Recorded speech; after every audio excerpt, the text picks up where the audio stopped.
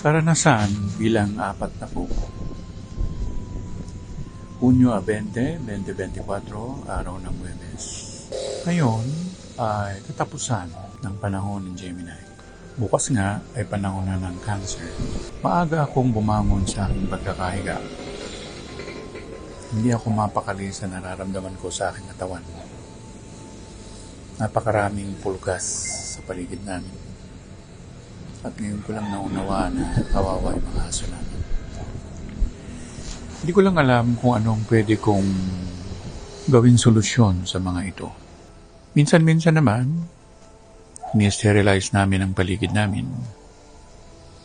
Pero ganun pa rin dahil marami kaming aso, marami kaming pusa. Hindi naman imposible ang kuto o ang pulgas.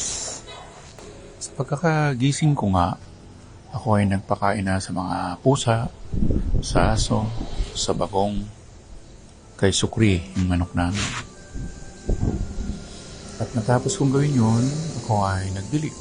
At napon ako nga na ang dami nang tumutubong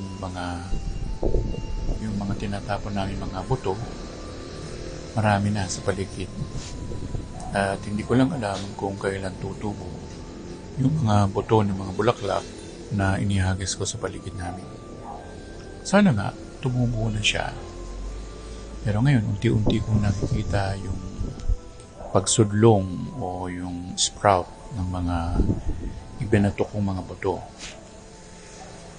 Ngayon din, natutuwa ako dahil buhay yung aming kamatsili kaya na nag-aagaw yung lupa. Kasi meron din siyang katabing malunggay. Malaki na ang malunggay. At ang mga kapaligiran namin ay tahimik naman sila. Tutuwa sila pag ako'y maagang magising kasi nagagawa ko yung dapat kong gampanan. At nag-aalay ako ng mga usok para sa mga unseen spirits.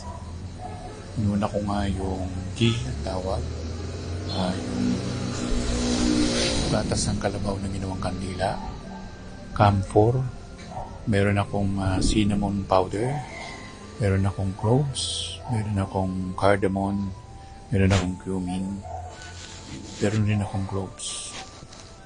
Pero pinakamaganda doon ay